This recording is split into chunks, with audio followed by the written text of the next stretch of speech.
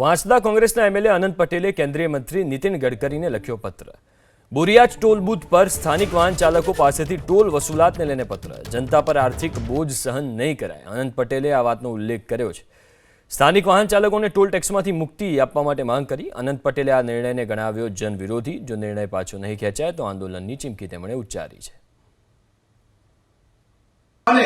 અમે નવસારી જિલ્લાના વાંસદા, ચીખલી, ખેરગામ, ગણદેવી જેવા ગ્રામ્ય વિસ્તારમાંથી આવીએ છીએ ત્યારે અમારે અવારનવાર ખેડૂતોએ શાકભાજી વેચવા માટે, કોઈ પણ વિદ્યાર્થીઓએ ભણવા જવા માટે અને કોઈ પણ જિલ્લા કલેક્ટરનું કામ હોય, ડીડીઓનું કામ હોય કે કોર્ટમાં જવાનું કામ હોય, અમારે નવસારી અવારનવાર જવું પડતું હોય છે। એટલે અમારા વિસ્તારના લોકો પાસે જે 21 વાહન ધારકો પાસે પહેલાની જેમ કોઈ પણ જાતનો ટોલ ટેક્સ વસૂલવામાં ન આવે એવું કેન્દ્રીય મંત્રીને અમે પત્ર પણ લખ્યો છે।